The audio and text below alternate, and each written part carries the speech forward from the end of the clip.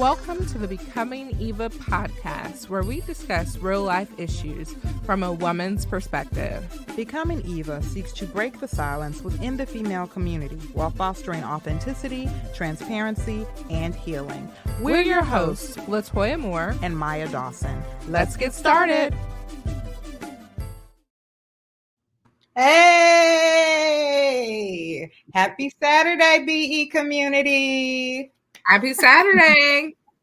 Whoop, whoop. We have another very special guest with us today, but before we get started, I think we're going to switch it up a little bit, and we're going to do something I want to call roll call. So we're going to ask everybody here, how are you doing on a scale from 1 to 10? Tell us what number you are and why. So I'm going to kick it to you, Toya. Tell us what number you are and why. I think I'm at a 5. Okay. To be honest. That's real.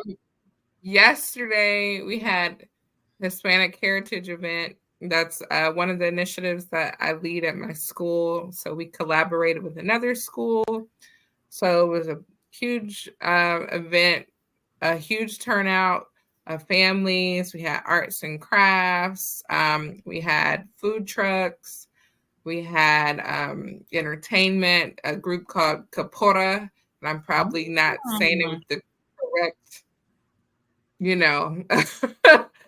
accent on the correct letters, but it was a Afro-Brazilian kind of like martial arts dance. Capoeira. That's what it is. Capoeira. Okay, I know what you're talking about. Yes. Capoeira. Yes. I kept practicing it yesterday. So they had us out there doing moves. And then we also had a Latin flow dance instructor as well. So it was just a busy day with decorating and setting up and greeting families and all the things. So I was sore when I got home, and I woke up sore. And so I'm taking tomorrow off so I can kind of recover. But yeah, that's why I'm at a 5. Very good. I'd be at a 5 too, girl. That's a lot. Woo. Yeah. Wow. All right, special guest Natasha. Tell us what number you are and why. Currently, I'm probably at a 7 or 8. Mm-hmm. If you'd asked me earlier this week, I'd probably be at a 2 or 3. Because my week kind of fluctuates. Mm-hmm. I'm in the process of, I have several school contracts, which are awesome. However, trying to hire clinicians and get them trained and criminal background checks, and it's just a lot. So I get a little overwhelmed at the beginning of the week. And then as the week progresses, my numbers usually go up. So I would say about a 7 or 8. Amen. I got you. I'm actually right there with you. I'm going to say I'm a solid 7, though. I'm not a 7 or 8. I'm right at 7. Yes, I can tell the week I feel the week. I feel it. It's been a full one. But I'm grateful. I'm grateful because it was a productive week, and and I'm excited about the opportunity to refresh and renew. So that's where, what kind of is keeping me on the positive side of 5. But yeah, definitely feeling the depletedness and excited about the opportunity to be replenished. So yes. And hopefully this conversation will not only replenish us, but those that are listening. So absolutely. I'm excited. Let's dive in. That's roll call, and we're gonna talk what had happened was. Well, first, did you want to introduce our special guest? Yes, absolutely. I will read it. Thank you. You could tell I'm not used to being the one to read the bio here. I was like, is it before or after? So thank you, Latoya. I appreciate it. All right, so I'll read the bio of our special guest, who is Natasha Mullen. Natasha Mullen is a dedicated licensed professional counselor and licensed master social worker with over 25 years of experience in counseling, training, and supervision. Natasha is the owner of a thriving counseling group practice in Delaware called Milestones, which offers a wide range of services, including individual, group, school, and telemental health counseling. Wow. Natasha specializes in trauma and anxiety, bringing a wealth of knowledge from hundreds of hours of training and numerous certifications to her practice. In 2004, Natasha, along with her husband, Dr. Julius Mullen, and a group of committed parents, founded IMPACT Delaware, a community organization dedicated to empowering youth. This initiative includes the unique mentoring program for girls and the Man Up program for boys, both aimed at fostering personal development, resilience, and leadership skills among young people. With her extensive expertise and passion for helping others, Natasha continues to make a significant impact in her community and also her family of 4 adult children. Her 4 adult children are Julius Jr, Juwan, Jazmin, and Jayla, and she has 6 grandchildren: Kyrie, Kingston, Aria, Kamari, Naomi, and Kadence. So let's formally welcome our guest today, Natasha Freshwater Mullen. Woo! Thank you. Thank you. Yeah. Thank you so much. Yeah, So thank you. how many grandchildren? How many did you list off? What was it? How many grandchildren? How many did you 6. list off? I have 6. Yeah, so 3 of my children have 2 each. Yeah, my youngest in Georgia doesn't have any. I'm amazed. Not yet. Not yet. You do not look like you have grandchildren at all. So that's amazing. Oh, yes. Oh, Wow. yeah. 6. The oldest is 10. The youngest is just turned 1. I love it. Yeah. Yeah. That's amazing. Well, let's officially dive into what had happened was. And some of y'all may notice a familiar maiden name here by the name of Freshwater. And Natasha is related to who we like to call our plug, Latrinka. Yes. She is the older sister, right? Of Latrinka? Yes, the oldest sister, yes. Yes. Latrinka's the middle child. Aww.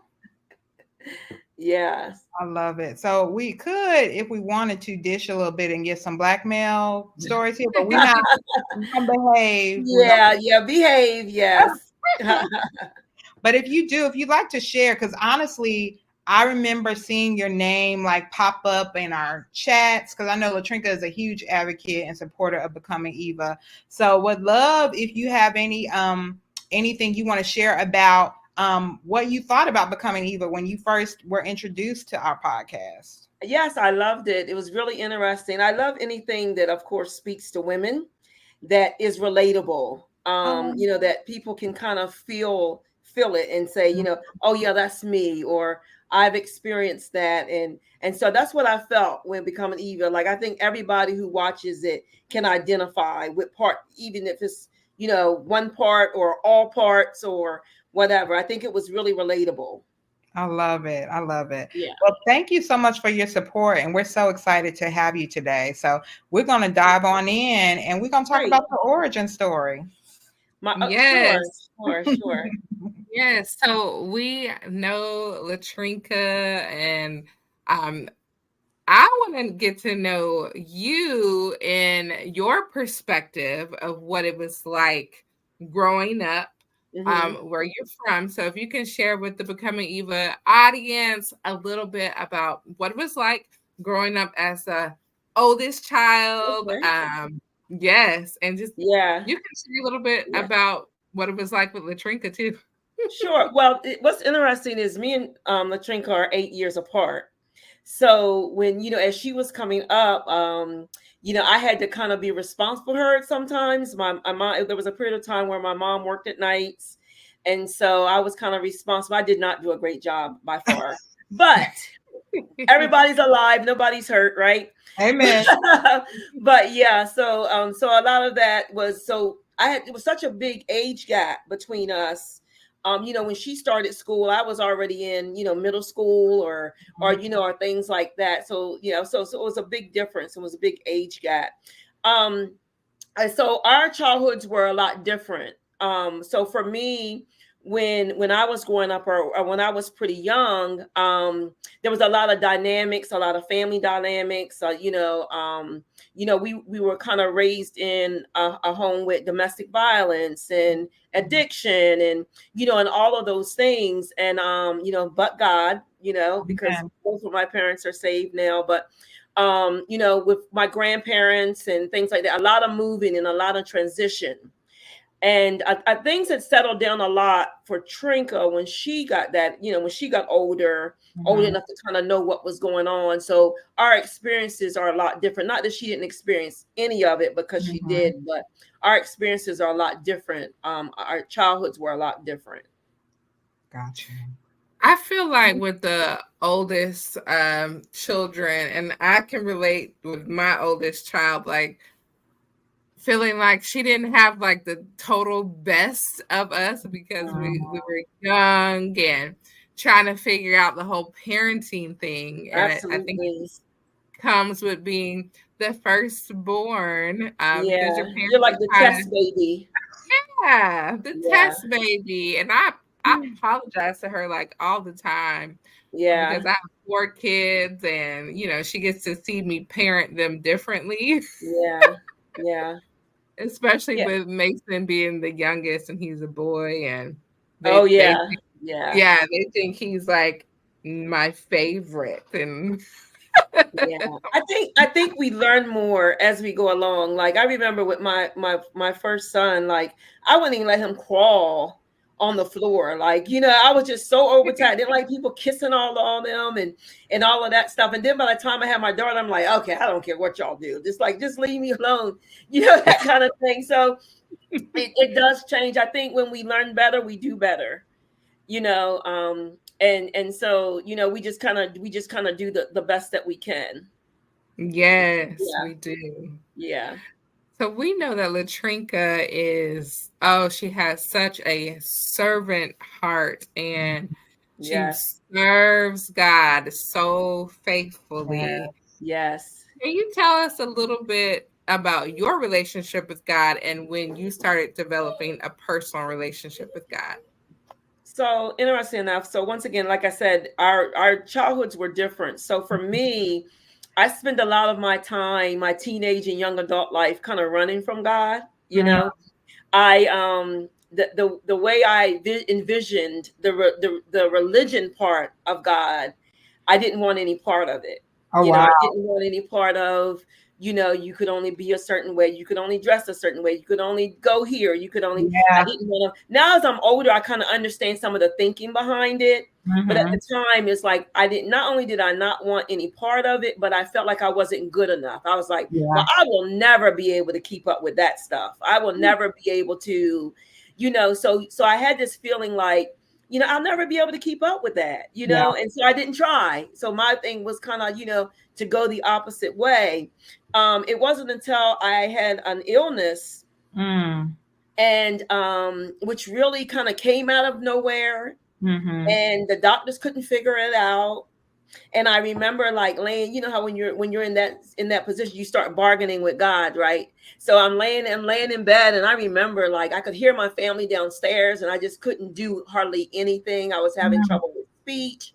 I was having trouble like with my sight. It was just like a whole lot. And so I just remember like bargaining with God, like, God, if you help me through this, if you get me through this, I promise that I will follow you. And of course, the doctors figured it out. They figured it out what it was. I started taking medicine. It just kind of like changed overnight. Wow. And so, I was so glad in so many ways, but also to learn how much important a relationship was. Amen. And that it didn't have to look like what I thought it had to look like. Yeah.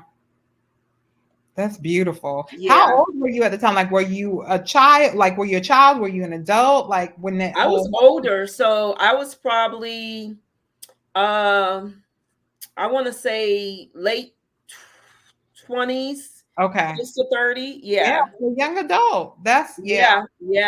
what you're talking about, the whole religious aspect, is so real. I mean, I think that often does kind of scare a lot of people away, or cause them to think they have to get themselves together before they can come to God. And God is like the exact opposite. Like, I need you to come to me, broken, bruised, because you can't get yourself together. You can't do it. You can't. But I love the fact of how, like, God knows what it takes for each and every one of us to get our attention. And I always call it kind of like hitting a wall. Like, I feel like in life we will all hit walls, and it could look completely different for some. It could be extreme success and you checked everything off your list, but you're still empty. It could be depression. It could be sickness, like what you were talking about. It could be death or whatever, having those major life changes. God can use any and everything to get our attention. And so for you, that just happened to be what it was, but I'm grateful that in the midst of that, you were able to really find out what it looked like to have a personal relationship with God. Yes, absolutely. That's beautiful. Yeah. And at the time too, I think I was under this falsehood that, well, as long as I'm a good person and as long as I'm doing stuff in my community, because we had already started like our youth programming and stuff. And as long as I'm doing all these things, I'm good. I treat people good, and once again, just not understanding the importance of having a relationship. Yeah, you hit on something, because I think, especially in the industry that you're in, when it's, when you're dealing with like mental and emotional wellness, oftentimes it's either one or the other, where people are like, I can be healthy and whole because I'm doing therapy or because I'm doing the work inwardly. Or on the other end, where it's like, I don't need nobody else but Jesus, pray about everything. Christians don't need to go to counseling. Christians don't need to go to therapy. So, like, what did it take for you? I mean, of course, the health challenges, but how were you able to kind of reconcile the two and realize, like, it's a both and, it's not an either or, Yeah, I think it was through my experience of kind of helping others too.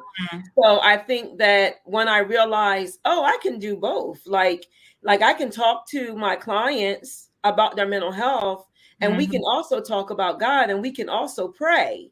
And so I think that was really, because even like I said, I was a counselor at the time, but was very strict about, we can't talk about that, we can't go there, so to speak. And so to have that ability to be able to bring both together and show how they're all connected, like, not only do you pray and seek God, but you can also seek God for your mental health. And we can also talk about that. And so I think that was, like the aha moment, that it didn't have to be one or the other. Yeah. And then I think when I learned that it was my passion to share that with people, to let others know the importance of, it doesn't have to be this or that. Yeah. If you're struggling with anxiety, depression, it doesn't mean you're not praying enough, that kind of thing. And just being able to educate other people as well. That is so good. That is so good. Wow. Well, I was going to say, did you have anything you wanted to share for the origin story? No, it sounds like she is already leading us into the becoming segment. I am curious to know what inspired you about the mentorship portion. Like, was there anything that happened in your life that made you want to create mentorship programs for young men and women? My whole life, like my whole life story. I had a youth group today, and I love that I can be transparent. When they see kind of, when they hear the stories and they hear some of the things, some of the challenges, the feeling of not being good enough, the feeling of feeling like you're out of place and things like that. Just kind of knowing what that felt like and feels like. It's interesting because I was thinking about that earlier. It really started, I used to teach parenting classes. Oh, wow. And I taught parenting classes. Oh, wow, is right. Especially when I tell you the second part. I used to teach parenting classes to parents who had to get classes or they would lose their benefits. So So let me tell you, they didn't come in happy campers. They did not come in. They did not want to be there. They would look at me side-eyed, roll their eyes, whatever however you think they would show up. That's how they showed up. And so it really taught me to put the manual away. We had this big, thick manual. And I'm like, I ain't even gonna start with them with this manual. That you can cancel that right now. And I think that's where I really learned my skills, because I learned that these people, that sometimes we write off or we try to put in a box, they have real stories. Yeah. They have real experiences.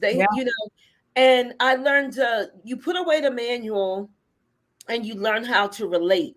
You learn how to relate. You kind of meet them where they were. And it just kind of extended to my work with youth.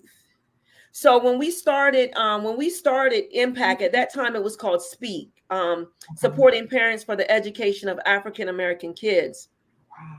We started it because of a situation I had with my son where he needed special ed at the time. And me not understanding, not navigating, not knowing what my rights were, even though they give you this whole pamphlet of information.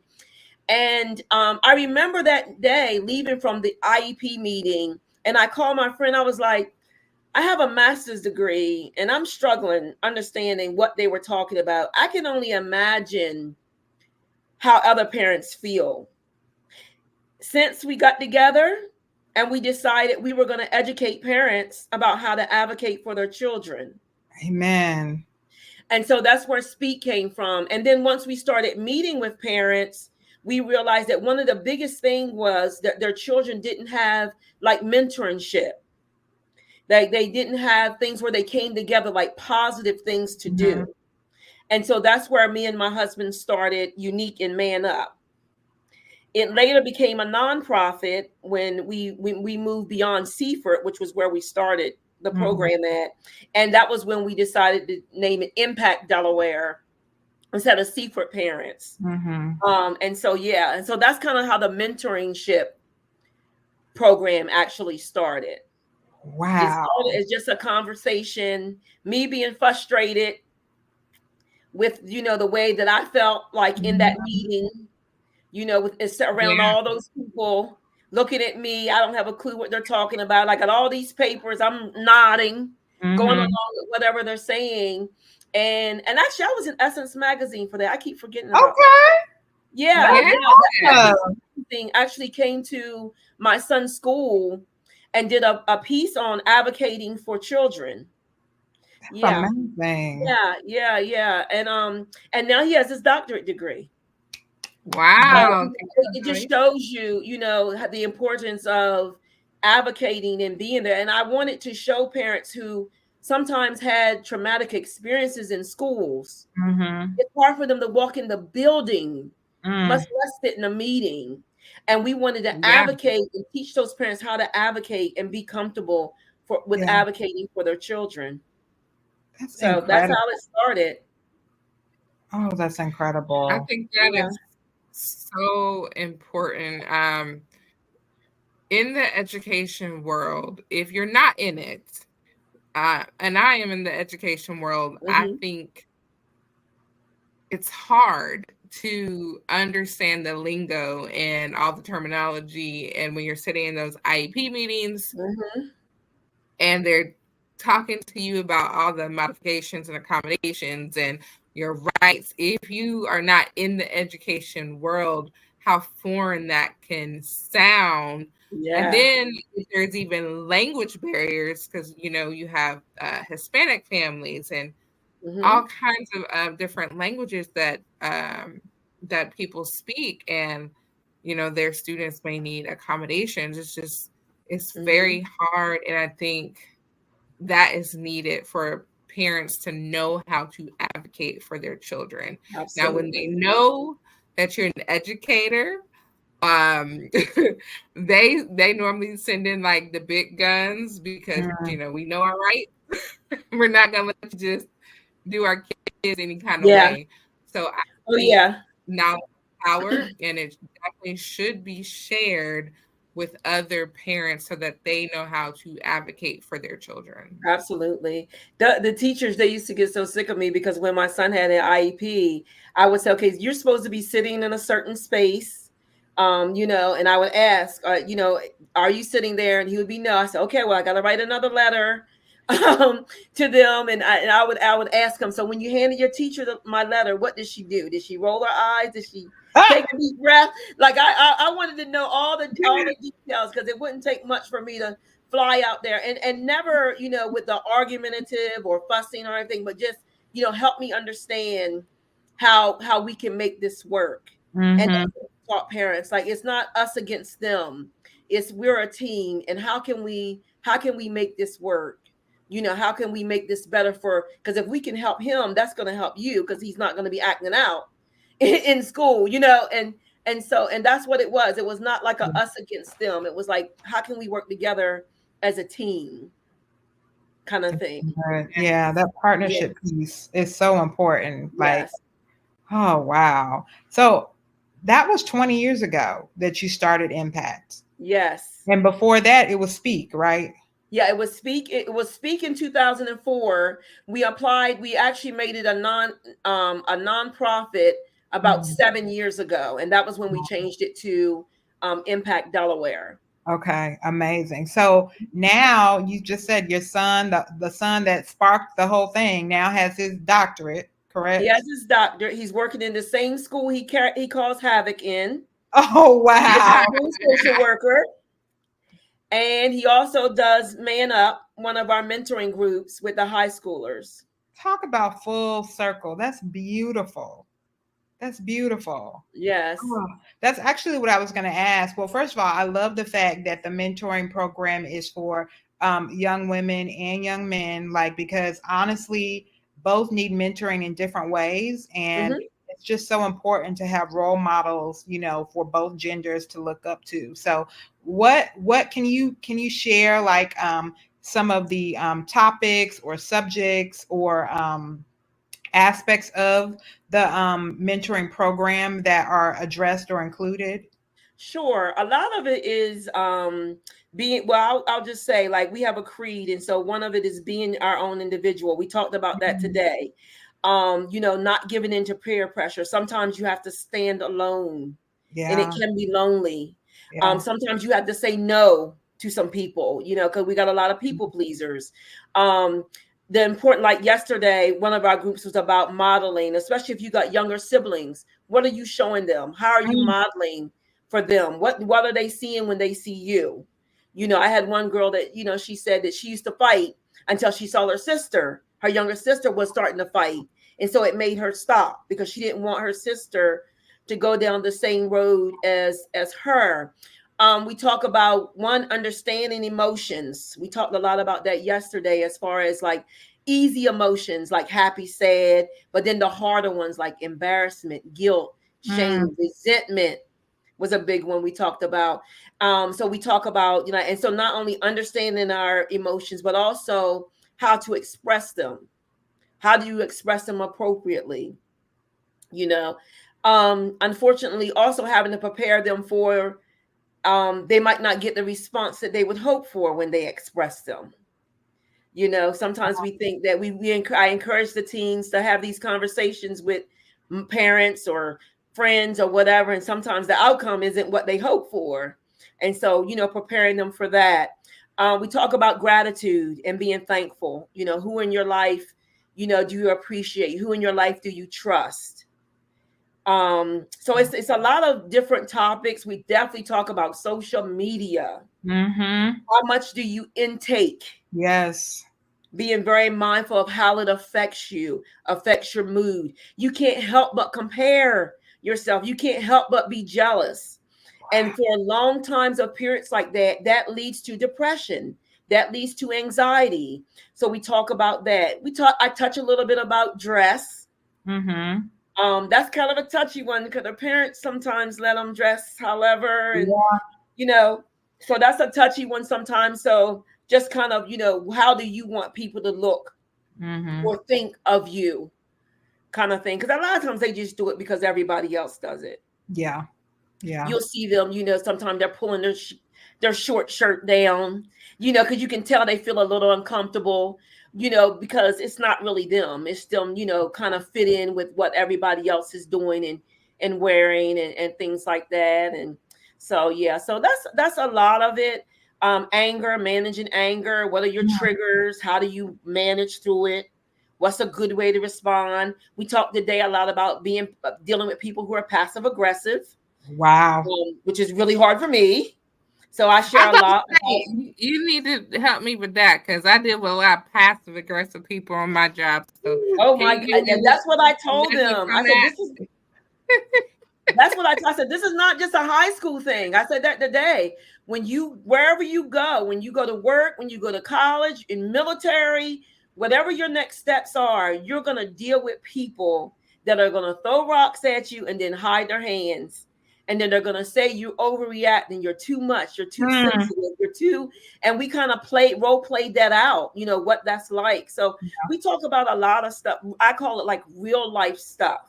Wow. We talk about a lot of real life stuff. Yeah. I share a lot of like my clients, not giving out too much information, but a lot of things that they deal with even as adults, because I work with a lot of adults in my counseling practice. And so we talk a lot about, I talk a lot about those situations as well, especially with trust and having your guard up and being afraid to be vulnerable with people and all of that. So we talk a lot about everything. It's just like a girls' talk session. I love it. Yeah. Sometimes I'll go in with a whole agenda and we won't talk about none of it because they'll have something like a pressing issue, like this whole P. Diddy thing. Like we had to go there because they're getting inundated with triggering information all day long and all night, just triggering stuff. So we had to talk about that. Like, how are you managing and processing all of this information? Because it's a lot. It's a lot to just hear. And some of them are watching videos of it. And, it's just a lot. And so we talk a lot about that as well. Whatever, they're experiencing in the moment, we go there. That's amazing and so necessary. Like to have a safe space where you can talk about real stuff, growing up, but shoot, as an adult, you need that too. So that's amazing that you're helping to lay that foundation. Yeah. Is it year round and for what ages? So interestingly enough, my some of my girls that still are involved are actually in college. Oh, wow. I have a young lady who's a senior this year that actually started with me in 4th grade. So it's going to be hard for me when she graduates. But so we try to follow them up. So during COVID, we tried to do it online. It didn't work. They were all zoomed out because they were getting school from Zoom. So after COVID, we had to kind of start out fresh. So now my girls that are in 10th and 11th grade were actually my girls I started with in middle school when I had to start all over. Wow. Yeah. So we try to follow them up. And it's so interesting. So I had a community group. So I have an elementary school group, a middle school, a high school group, and then I have a community group for girls who are that does not attend that school but live in close communities. And so it was so great because 2 of my first unique girls showed up to my community group and they spoke to so they're about 30. That's and amazing. They spoke to the girls and they told them, how great the program was and how it helped them and where they're at now in their life. And so Christmas break, when my college girls are off for Christmas, I'm going to bring them in and talk to some of my girls that are now in middle school and high school. And so it's just supposed to be like a lifelong sisterhood.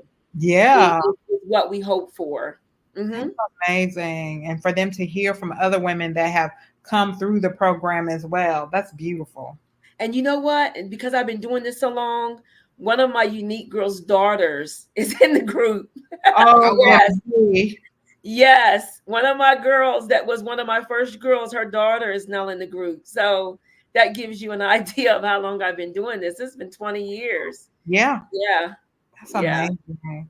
Yeah. So you started the nonprofit over 20 years ago, and then you went out. You were at the time were, from what I understand, practicing with another as a counselor for another company or agency. And then you branched out and started your own agency in what, 2017? Yes. So I started kind of like part-time at first. I started like with evenings, and then I expanded to full-time, and now I have like 8 clinicians that also go into the schools, or they do telehealth. And so it just kind of expanded over the years. Yeah. So you specialize in working with youth. Like, do you work with adults as well, or do you focus on youth primarily? Yeah. So the groups that I do in schools is kind of my only youth. I usually work with more adults. Okay. When I actually started my private practice, my goal was to work with adults because I felt that would have the most impact on kids. But, because it was such a need for youth counseling, I expanded to youth as well. But most of my clients are adults outside of the groups I do in schools. That is so cool. Yeah. So you've been in counseling for a long time. And my mom is also in the counseling field as well. So I know like the stress of hearing other people's burdens and troubles. Like, how do you replenish yourself from taking on and hearing other people's drama? Like, what do you do to kind of reset? Do you also like seek a therapist, or what do you do for your mental health after talking to so many people about all of their problems? And so self-care is definitely a big thing, and I think we recognize that during COVID more than anything, because not only were we completely stressed out, but our clients were stressed out, our families were stressed out, like everybody was just on 100. But definitely self-care, because I do trauma. We have been taught, and I try to practice doing something between sessions. Just with either deep breathing, usually it's prayer. Sometimes it's kind of walking out, getting some fresh air, making sure I'm drinking water. So I'm going to the restroom. But then you also do, like, I try to get massages regularly. I try to clock out completely, compartmentalize. One of the things too, just be spiritual. I have to realize that I am not God. And that God is in control. Amen. And it's not my job to fix it, because sometimes I think that's what makes client counselors burn out, is because they get so overwhelmed with trying to fix it. But it's not my job to fix it. My job is to help them navigate their own stuff so that they can see the changes or what they need to do differently. But it's in God's hand. And I think that allows me a lot to remind myself. And sometimes I have to say that to myself constantly, that God is in control. God can handle this. I don't want to be prideful and think that I have to fix this problem, because I don't. And so sometimes that helps me kind of compartmentalize so that I'm not carrying it into other parts of my life when I'm supposed to be clocked out and with my family or in other spaces. Yeah. That's so interesting to hear you use the word compartmentalize. I feel like sometimes people can look at it as being positive, and sometimes people can look at it as being negative. And I mean, depending on the scenario, it probably could be either or. But I guess how do you know when you're compartmentalizing in a healthy way versus a non-healthy way? So I'll be honest, during COVID, I almost became numb. I think I compartmentalized too much, because so many people were getting sick and they were dying. And so it'd be like, oh, such and such died. And I'd be like, it was almost like I had clocked out. Yeah. And I think that was kind of the unhealthy way to compartmentalize, because it's almost like you're kind of numb. You're not even feeling any emotions. You're supposed to feel it. A lot of times it's hard for us, but we are supposed to feel hard things. Yeah. We're not, that's where a lot of addiction comes from, because people try to not feel like we're supposed to feel some things. So I think that's where it becomes unhealthy, is when we kind of disconnect from our emotions. Got it. And we become numb. Whew. That's good. That's really good. I wanted to ask too, I know you talked about how COVID, just kind of revealed that we all need to, to exercise mental health in some way, shape, or form. And I literally was just thinking this week, like anxiety can run rampant, or I feel like has run rampant in our lives since COVID, I think for a myriad of reasons, because of literally the trauma that we experienced and are still recovering from during COVID, but then also just as we started to reintegrate back into society, things look and feel different, and in a lot of cases they are different. And so I know for me personally this week, I was literally thinking about like, at times I can suffer from like social anxiety where I feel anxious about having to engage with people like in person, in public, in groups, in crowds. Absolutely. Like, and it really took a minute to dawn on me because I was like, oh my gosh, like this is real. Yeah. Like, this Absolutely. is real. Absolutely. If you think about COVID, and this is how I explain to teachers as well when they're dealing with kids, like for almost 2 years, we thought that people can make you sick and people can make you die. Stay away, 6 feet, back up. And then all of a sudden, okay, everything's good. Go back to normal. Yeah. And so, we didn't get a chance to kind of like reintegrate back into the world. I don't know about you, but if I go in Walmart and I don't see paper towels, I'm like, what's going on? Do I need to check the news? Because we can be triggered. Yeah. But it's so much more than COVID. If you think about during COVID, police brutality was crazy. I don't know if it's because people had more time, so they were really locked in on it because they were home. Politics, political anxiety is a thing. Yep. Social media, like we're so inundated with anxiety provoking stuff. Yeah. So it makes sense. I remember when I used to take my kids to the mall, it was like, okay, we're going to be here such and such a time. Y'all meet in front of Old Navy by 8, right? Yep. You can't do that now. I can't do that now. People are just making these crazy choices. It's like, oh no, y'all come, stick. I don't want them right under me because I don't want them to feel. But no, with my grands, y'all are with me. We're all going to go there together. No, you don't go to the bathroom by yourself. We all going to go together. It's just people, and it's an anxiety provoking world right now. So it makes sense why we're so more anxious than before. So what are some just basic tips or practices that you can share? I know you talked about like between sessions, just maybe taking some deep breaths or something, but like what are just some basic tips or practices that you can share for people that as we're navigating this anxiety in whatever way, shape, or form, Yeah. Well, I mean, it's basic things like, relaxation. Sometimes people meditate, which meditate can also be like, when I say meditation, people think I'm talking about, and I'm not talking about, that, but sometimes it's just learning how to relax your body, learning how to relax your muscles, whether it's just meditation music or it's relaxation, things like that. Sometimes it's hard because I'm just a naturally anxious person. So sometimes it's hard for me to relax. I'm more of a movement person. Yeah. So walking, exercising, even like I said, if it's just walking out to get fresh air.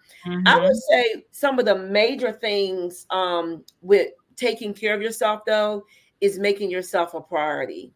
I think that's the biggest thing that we don't do. It's like if our children had to be to volleyball practice, or if they had to be or if we had to be to Bible study, or if we had to be wherever, doctor's appointments, everything, we'll make sure that everybody's where they need to be.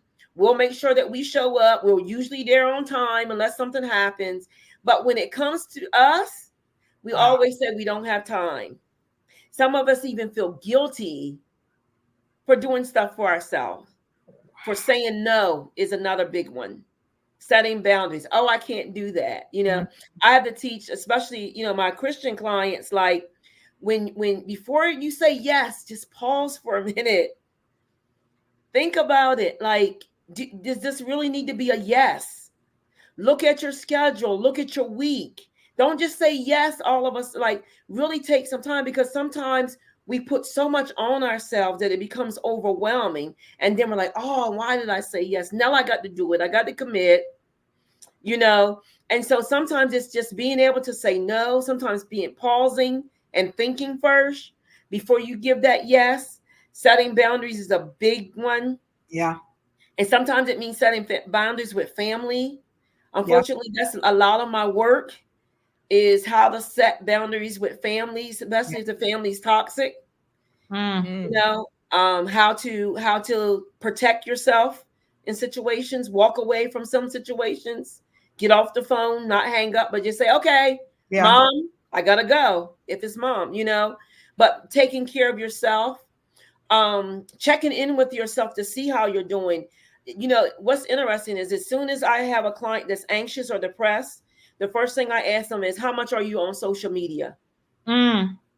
How much are you on social media? Take a fast. See if you notice a difference. Amen. Because you gotta think about us being inundated with stuff all the time. And some of it's good and some of it's funny. My friends in Jamaica, well, I'm gonna be in Jamaica. I'm at work. She's fit and trim. I need to lose 20 pounds. We can't help but compare. Yeah. And sometimes it's just too much for our brains. It's just too much for our brains. So it makes us anxious, and sometimes it leads to depression. Wow. So I would say social media is a big one. That's a huge one. That's a very huge one. And fasting social media is real. Like, that is real. Like, just stepping away, taking a minute. If you need to let your followers know, let them know. But take a minute, like literally take a minute. Or if you're doing a fast period, maybe including social media in the fast, so that you can use that time to recalibrate and refocus. So that's huge. That's very huge. Some people can fast food all day. When you talk about that phone, cutting off TikTok and Facebook and Instagram. Come on. Well, sometimes our brain needs those breaks, because what happens, some people do it, especially at night before they go to sleep. So when they fall asleep, they're not reaching that healing part of sleep that heals the brain, because their brain activity is still going. The brain is still on 100, even though they're asleep. That's so good. Yeah. So sometimes it's good to shut down. Like, they have a rule of thumb, at least an hour before you go to bed, like disconnect from social media. Yeah. Yeah. Ooh. Or news, or whatever. I had one of my clients that watched the news all the time. Like, she literally had it in her ear, listening to it all the time. She had to know why do you need to know what's going on in Africa? Nothing against Africa, but let's focus on where we're at today. You know what I mean? But she would have it playing in her ear all the time. And when she was so anxious, and every time I talked, she said, did you know that this happened? Did you know? And I'm like, no, because I don't watch the news. So I didn't know that, it's something different to want to be informed and to be inundated with information. I had one more question that you sparked before I turn it over to you, Toya. I know I'm hogging it for a minute, but I wanted to ask, when you mentioned family and you mentioned boundaries, I thought about the fact that the holidays are coming up, and the holidays can be triggering for people in a lot of different ways, for a lot of different reasons. If they have estranged relationships, or if they have trouble, setting boundaries with their family, or if, somebody's dealing with grief and, having lost a loved one, and, holidays can just trigger a lot of different things. So I just was curious to know if there were any tips or words of wisdom that you would give as we are preparing to head into the holiday season. Yeah. So actually, it's interesting, because sometimes that's where I get actually a lot more referrals, is usually around the holidays, because you're right, it's really hard for a lot of people. The key is to know what your triggers are. So, for instance, if it's a specific person, which sometimes it is, or that person may say something that's going to kind of take you there, or trigger you, I always ask, so how are you going to take care of yourself? Like, do you need to go to the bathroom and take some deep breaths and do some self-talk or pray? Like, how are you going to show up for yourself in those moments? You don't have to sit there and let someone humiliate you or embarrass you or say a joke that's not really a joke or come at you, or, you have the right to remove yourself from that situation, whether it is going to the bathroom to get yourself together, whether it is, hey, I might need to leave to protect my own, mental health. Like, you have the right to do that. And so I always say, especially some of them already know, they kind of already know the kind of who's and what's going to be said, how things are going to jump off or whatever. So we kind of prepare ahead of time. We kind of develop a plan of action of, okay, so what are we going to do? We already know what's going to come, how it's going to come. What's the plan? How are we going to take care of ourselves in those moments? Wow. Great stuff. Yeah. Great stuff. Thank you so much. Yeah. And even with grief, like sometimes, of course, grief is a big thing. So we also talk about that. Like, so how are you going to celebrate? What are you going to do that day? Is it a day that you might need to stay super busy? You might need to be around friends that day. Like, or you might decide that, you know what, that day I'm just going to stay in my bed and cry. That's great too. It doesn't have to look a certain way. Some people, especially us, we don't want to cry. We don't want to be sad. But that's a part of it. Amen. That is a part of it. We might stay in bed and we might cry, but I bet you'll get up. Amen. You'll wipe your tears up and you'll keep moving. Like, it's okay to have those times, allow for those times. I used to have clients that I used to say, okay, this is the time we're going to schedule out for you to cry. Yeah. You have to release it. You can't just keep going on like this isn't bothering you. So when that time comes, you go ahead and you have your good cry. You go ahead and you have your good cry. Holding space. We've dismissed our feelings for so long. We've minimized our feelings for so long. We've told, shake it off.